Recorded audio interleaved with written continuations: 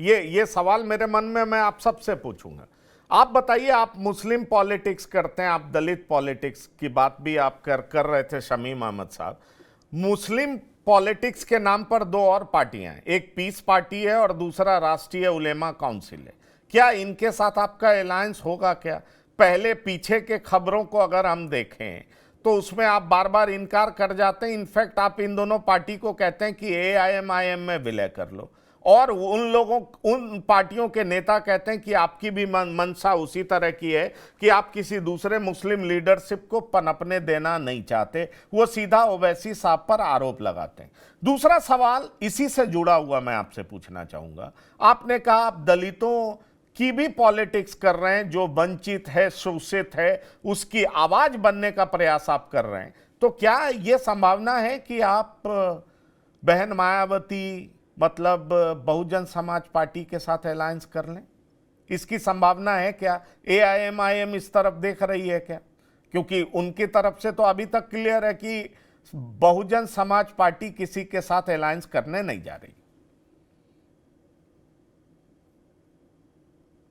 शमीम अहमद साहब ये मुझसे सवाल है। जी जी, देखिए, आपसे। गठबंधन गठबंधन के लिए मेरे कायद ने बहुत पहले बोल दिया कि हम भाजपा और कांग्रेस को छोड़कर बाकी तमाम सियासी पार्टी इस पे अलायंस करने को तैयार है। दो पार्टी हमारे लिए ममनू है, शजरे ममनुआ है। हम वहां नहीं जा सकते गठबंधन के तौर पर। बाकी कोई पार्टी हमसे गठबंधन करेगी तो हम मुद्दों पर आधारित उनसे अलायंस करने को तैयार हैं। ये मेरे लीडर बोल चुके, राष्ट्रीय अध्यक्ष। तो तो अब रह जाता बाकी सब पार्टी का, तो ये शीर्ष नेतृत्व का काम है। ये हमारे लेवल के पता नहीं है कि कौन सा गठबंधन बनेगा, कौन सा नहीं बनेगा। फिलहाल तो हम अपनी तैयारी कर रहे हैं यूपी में। नहीं, पर पीस पार्टी, राष्ट्रीय उलेमा काउंसिल, ये भी तो मुस्लिम परस्त जी पार्टियां हैं। हाँ, उनके साथ क्यों नहीं अलायंस करते आप? वो लोग आपके साथ करना उनसे चाहते हैं। देखिए, वो पार्टियां खत्म हो चुकी हैं। उनका कोई संगठन यूपी में नहीं बचा है। मैं दावे के साथ कहूं, पीस पार्टी के मेरे ख्याल से 25-30 जिलों में भी जिलाध्यक्ष अभी नहीं काम कर रहे हैं। वो पार्टियों के सारे लोग टूट टूट के हमारी पार्टी की सदस्यता ले रहे हैं। वो पार्टियां अपना अस्तित्व समाप्त करने की तरफ बढ़ रही हैं, अग्रसर है। तो उनका क्या सुनील वजूद बचा शुक्ला, है? उनके लिए हमारे दरवाजे खुले हैं। हमारी पार्टी में आइए और सदस्यता लीजिए। चलिए विलय कर लीजिए, सदस्यता ले लीजिए। हाँ हाँ, ये बात तो आप बार बार कहते हैं। सुनील शुक्ला जी, आपको लगता है अभी भी AIMIM उत्तर प्रदेश की राजनीति में अनटचेबल है? कोई पार्टी उसके साथ गठबंधन नहीं करेगी? जैसा बिहार में हमने देखा, बंगाल में देखा, कोई पार्टी गठबंधन करने को तैयार नहीं हुई, या बसपा कर सकती है? जो गैर भाजपा राजनीतिक दल हैं उनको गैर भाजपा मतदाताओं का समर्थन चाहिए। AIMIM भारतीय जनता पार्टी को मदद करती हुई नजर आती है, लोगों के बीच में गाम धारणा है। तो कोई भी वो आपका भी वो राजनीतिक है दल ना। जो मैं तो बीजेपी के खिलाफ हम क्यों चुनाव लड़ना मदद करेंगे चाहता किसी है की? हम तो वो अपना AIMIM के साथ भाई, क्यों हम जाएगा? राजनीतिक दल हैं। भारत मैं निर्वाचन कहाँ कह आयोग रहा से हूं कि आप हमारी राजनीतिक दल नहीं पार्टी है। मैं बिल्कुल पंजीकृत इनकार दल नहीं कर है रहा समीम जनाब। साहब, आप राजनीतिक दल हैं। लेकिन आपने कहा कि पीस पार्टी खत्म हो गई, तो क्यों खत्म हो गई? पीस पार्टी ने तो जनता सब जनता उनको यहाँ छोड़ अपना रही है। प्रतिनिधित्व तो विधानसभा पहुंचाया था। दरअसल भाई, एक जनता एक हमें लाइक कर समुदाय रही की, है, एक उनको कौम उनको की छोड़ नेतागिरी दी जा रही करके है। आप अरे मैं समीर साहब, मैं बोल अपनी बात। एक कौम जी की जी। राजनीति करके आप चुनावी जीत नहीं हासिल कर सकते। पीस पार्टी का नेतृत्व उत्तर प्रदेश का, पीस पार्टी विधानसभा में पहुंच चुकी। पीस पार्टी के साथ गठबंधन, पीस पार्टी ने गठबंधन भी किया विभिन्न राजनीतिक दलों से। आज शमीम अहमद साहब कह रहे हैं कि वो राजनीतिक दल खत्म हो गया। तो क्यों खत्म हो गया? एक कौम की बदौलत आप राजनीति नहीं कर सकते। आज जिसे उत्तर प्रदेश की स्थिति है कि आज उत्तर प्रदेश में राजनीतिक दलों के सामने जो चुनौती है वह है कि भारतीय जनता पार्टी को अपदस्थ करना सत्ता से। और उस अपदस्थ करने की राजनीति में वो राजनीतिक दल, जब जब लोगों ने बहुजन समाज पार्टी का साथ नहीं दिया, मतदाताओं ने क्या बहुजन समाज पार्टी ने कोई कांग्रेस बीजेपी के साथ समझौता किया है? एक आम धारणा बन गई कि वो बीजेपी की मदद करती हुई नजर आ रही है। वही धारणा बनी हुई है AIMIM की। अन्यथा अगर आप अल्पसंख्यकों की राजनीति करते हैं और अल्पसंख्यकों के मुद्दों के साथ सभी गैर भाजपा राजनीतिक दल खड़े हैं, तो उनको अपने साथ लेने में क्या दिक्कत थी? दिक्कत केवल है कि आपके आपके बारे में एक आम धारणा है कि आप वही राजनीति कर रहे हैं या आपके राजनीतिक मूव से भारतीय जनता पार्टी को फायदा पहुंचता है। तो जो गैर भाजपा राजनीतिक दल हैं, चूंकि उनको भाजपा से जो नाराज मतदाता है उनका समर्थन चाहिए, तो वह ऐसे किसी राजनीतिक दल को अपने साथ क्यों ले जाए? चलिए, शमीम अहमद साहब कुछ कहना चाह रहे हैं। हाँ, आप बोलिए, जवाब दीजिए। ये अब जो शुक्ला जी फरमा रहे हैं कि धारणा जनता की नहीं है, ये कुछ पार्टीज का, सो कॉल्ड सेकुलर पार्टीज का प्रोपेगेंडा है मजलिस के खिलाफ। ऐसा अरे भाई, नहीं है। सवाल इस बात का है मेरी पार्टी में, जैसा पंकज मैंने जी, पहले आपको ये अगर बताया कि मेरी अगर पार्टी में सर्व समाज अगर के लोग जुड़े हैं, पदाधिकारी अगर हैं। ये मेरी पार्टी में यूपी के अंदर बड़े बड़े की पोस्ट पर बैठे हुए अन्य धर्म के मानने वाले पदाधिकारी हैं मेरी पार्टी में। मैं नाम बता सकता हूँ, पूछेंगे तो। मेरी पार्टी में सर्व समाज के सवाल लोग जुड़ रहे हैं। अब लोगों बिल्कुल में सही है। और दलित भाइयों में तो इस तरह का एक सोच डेवलप हो रही है कि जो बाबा साहब डॉक्टर भीमराव अंबेडकर के जो सपने अधूरे रह गए, वो ओवैसी साहब पूरे करने जा रहे हैं। बाबा तेरा सपना अधूरा, असद ओवैसी करेंगे पूरा, ये नारा लग रहा है वहां। ओवैसी, बाबा साहब अंबेडकर ने कभी नहीं कहा था कि बुर्के वाली लड़की कभी प्रधानमंत्री बन जाएगी या मुख्यमंत्री बन जाएगी। आप इस भाषा को बोल बुर्के करके वाली सबको पे अपने साथ नहीं ला सकते।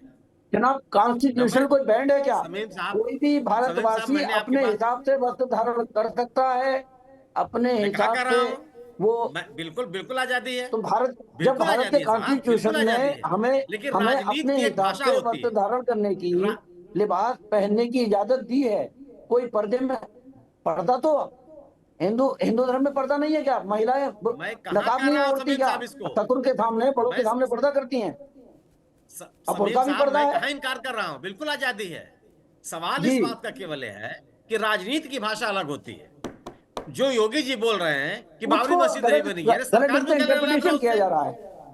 मैं वही कर उन नहीं दलों नहीं, को मैं ये कह जिनको रहा हूँ कि परेशानी हो योगी रही जी ने है। कहा कि बाबरी मस्जिद देखिए, दोबारा नहीं ओवैसी बनेगी। साहब और उनके भाई के आने से यूपी में जिन दलों को परेशानी है, कुछ दलों को ये डर है कि उनकी बगिया के अमरूद तोड़ के ले जाएंगे मजलिस वाले, जिन्होंने बीजेपी पे तो वर्चस्व कोई बना नुकसान नहीं रखा आता। एक वर्ग पर दिखाकर। बीजेपी बीजेपी देखिए, मैं बताऊं, बीजेपी के ऊपर तो कोई नुकसान नहीं है। यूपी यूपी आपके आपके यूपी आने का से मुसलमान, बीजेपी के ऊपर कोई चुनौती भारत नहीं है। भारतवर्ष का मुसलमान, बल्कि और बिलखुसूस खास तौर से यूपी का मुसलमान, अनाथालय से उठाया हुआ वो बच्चा है।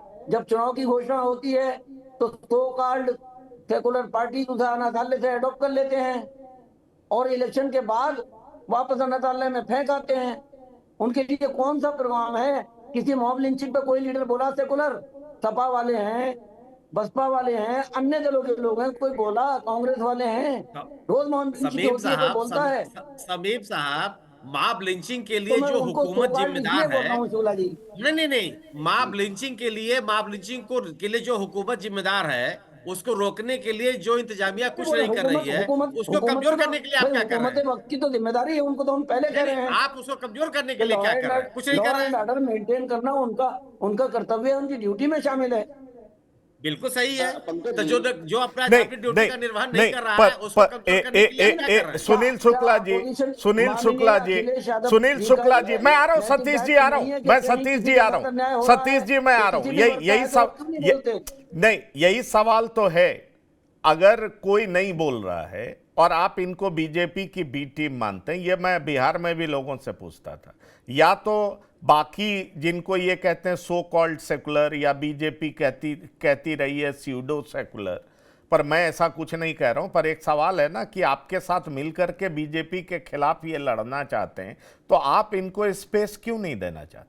ये भी एक जेन्युइन सवाल है। क्या आपके भीतर वो डर है कि मुसलमानों के वोट को ये ले उड़ेंगे, अगर इनको प्लेटफॉर्म दिया गया तो हमारे वोटों में सेंधमारी कर लेंगे? क्या ये वजह है? क्योंकि बिहार में भी ये आरजेडी के पास गए थे, कांग्रेस के पास गए थे, किसी ने पॉलिटिकल स्पेस नहीं दिया।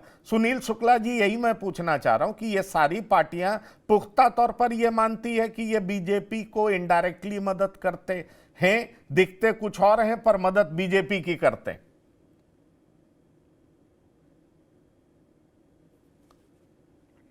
अनम्यूट करिए, अनम्यूट करिए। सवाल यह है पंकज जी कि मॉब लिंचिंग का मुद्दा उठाया है समीम साहब ने। जो सरकार इसके लिए जिम्मेदार है, जो पार्टी इसके लिए जिम्मेदार है, जो इंतजामिया इसके लिए जिम्मेदार है, उसको कमजोर करने के लिए क्या कर रहे हैं? कौन सी राजनीति कर रही है? और आप इनकी राजनीति को अगर आप देखें, यह जो धारणा क्यों बनती है हमारे आपके कहने से कोई धारणा नहीं बनती, किसी राजनीतिक दल के कहने से कोई धारणा नहीं बनती। आपकी जो मायावती जी को लेकर के किसी ने कोई बयान दिया है क्या? नहीं, कमजोर मायावती करने जी के को लिए कोई- 2024 के लोकसभा चुनाव में इन्होंने अपना उम्मीदवार नहीं उतारा। किसमें? AIMIM ने सवाल कहां पे नहीं उतारा? उत्तर जो प्रदेश पार्टी- में सुन उतारा लीजिए था आप। क्या? अरे जो नहीं पंकज योगी जी, नहीं लड़े जो आप लोग। पार्टी तेलंगाना की मुख्य पार्टी है वह अपने राज्य में सभी सीटों पर चुनाव नहीं लड़ती। वो जम्मू कश्मीर में चुनाव लड़ने चली जाती है, वो उत्तर प्रदेश में चुनाव लड़ने चली जाती है। तेलंगाना के सभी सीटों पर क्या लड़ी है क्या एमआईएम? नहीं लड़ी है। सवाल इस बात का है कि आपके जो राजनीतिक गतिविधियां होती हैं वही आपके बारे में धारणा बनाती है। सवाल प्रश्न इस बात का है कि आखिर एमआईएम जो है वह यह अपने राजनीतिक ज्ञान में यह कब दिखाई पड़ी? अगर आज ध्रुवीकरण की राजनीति बीजेपी कर रही है, बीजेपी कर रही है कि हम बाबरी मस्जिद नहीं बनने देंगे। अरे बाबरी मस्जिद सरकार थोड़े बनाएगी, बाबरी मस्जिद बनेगी सुप्रीम कोर्ट के आदेश से बनेगी, सरकार चलिए, को तो बनाना नहीं है। सतीश लेकिन प्रकाश मुख्यमंत्री- जी कुछ कह रहे हैं। सतीश जी आप कुछ कहना चाह रहे थे? नहीं, देखिए, राजनीति में भाषा की शुचिता, आप शब्दों का चयन क्या कर रहे हैं। मैं शुक्ला जी की एक बात से बिल्कुल सहमत हूं। देखिए, योगी की पॉलिटिकल भाषा, मस्जिद बनाने का काम सरकार तय नहीं करेगी। मस्जिद तो वो लोग बनाएंगे ना, जमीन बकायदा अलॉटेड है, और जब मस्जिद बननी शुरू हो जाएगी तो योगी जी कैसे रोक लेंगे? योगी जी कभी रोक ही नहीं सकते। माननीय सर्वोच्च न्यायालय के आदेश को क्या रोक सकते? लेकिन वो चूंकि ये पॉलिटिकल बेनिफिट लेना चाह रहे हैं। दूसरी बात, मैं एक बात जरूर कहूंगा कि भारत में प्रधानमंत्री के पद को छोड़ करके तमाम पदों के ऊपर मुस्लिम समाज के लोग रह चुके। आसाम में एक मुख्यमंत्री भी रह चुकी, जम्मू कश्मीर में भी एक महिला मुख्यमंत्री रह चुकी। आतिमा शेख क्या रही? चीफ जस्टिस ऑफ इंडिया, उपराष्ट्रपति रह सकी, लोकसभा की अध्यक्ष रह चुकी, लोकसभा की उपाध्यक्ष नजमा हेपतुल्ला रह चुकी। तो अभी से प्राइम मिनिस्टर को छोड़ करके बाकी सब पदों के ऊपर भारतीय ये लोकतांत्रिक व्यवस्था की ये खूबसूरती है, वो सबको मौका देती है। तो मेरा मानना यह है कि जिस तरह की बयानबाजी वो हुई, बुरका वो ठीक है, वो कस्टम्स हो सकते हैं, लेकिन इनको पॉलिटिसाइजेशन नहीं करना चाहिए। अगर ये भाषा एआईएम के लोग यूज करेंगे तो कहीं ना कहीं बीजेपी मुद्दों से भटकाएगी, बीजेपी उसका पॉलिटिकल बेनिफिट लेगी। बीजेपी धार्मिक राजनीति की एक्सपर्ट है, बीजेपी चूंकि धार्मिक राजनीति करने की एक्सपर्ट है, इसलिए उसका बेनिफिट उसी को होगा। तो मेरा मानना यह है कि तमाम दलों के लोगों को, प्रवक्ताओं को अपनी भाषा का यह ध्यान रखना चाहिए। ठीक है, पर एक सवाल हमेशा बना रहता है कि भाई असुद्दीन ओवैसी जहां पहुंचेंगे उनके पहुंचने से किसको नफा और किसको नुकसान होगा, इसलिए वो जहां भी पहुंचते हैं, भले ही सुनील शुक्ला जी कहें तेलंगाना में वो कुछ सीटों पर लड़ती है, पूरे सीटों पे नहीं लड़ती, पर जब बंगाल भी ये पहुंचे थे तो मीडिया कवरेज इनको बहुत मिला था, बिहार में भी ये लगातार मीडिया में बने रहे। तो सवाल फिर वही उठ रहा है कि किसको नफा किसको नुकसान। उत्तर प्रदेश की सियासत में ओवैसी क्या बिहार की तरह ही धमक दिखा पाएंगे, ये एक बड़ा सवाल है। आप तमाम मेहमानों का अब उत्तर चाहिए में शामिल हुए आलोक वर्मा जी, एडवोकेट शमीम अहमद साहब, सतीश प्रकाश जी, सुनील शुक्ला जी, सभी लोगों का बहुत बहुत धन्यवाद और शुक्रिया। तो अब उत्तर चाहिए में इतना ही। ताज़ा तरीन खबरों के लिए आप लगातार देखते रहिए TV9 उत्तर प्रदेश उत्तराखंड। धन्यवाद, नमस्कार।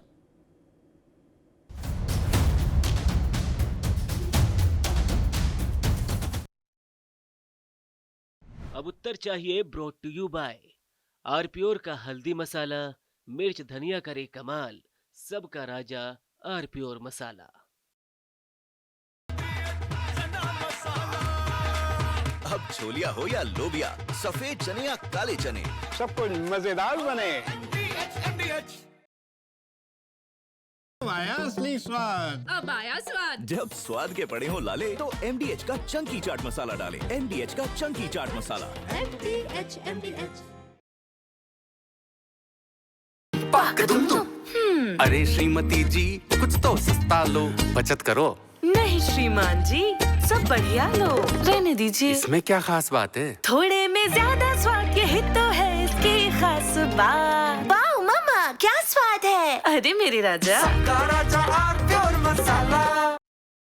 मेरे पास है आरपीओर पाव भाजी का मसाला। आरपीओर पाव भाजी मसाला, पाव भाजी को टेस्टी बना डाला। सबका राजा आरपीओर मसाला। थोड़े में ज्यादा स्वाद, यही तो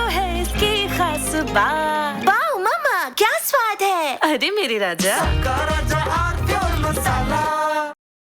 कुछ तो सस्ता लो, सब बढ़िया लो। इसमें क्या खास बात है? थोड़े में ज्यादा स्वाद, यही तो है इसकी खास बात। डीएच का किचन किंग किचन में हो तो हम सब कुछ बना सकते हैं। बैंगन का भरता, आलू गोभी, भिंडी मसाला और भी बहुत कुछ।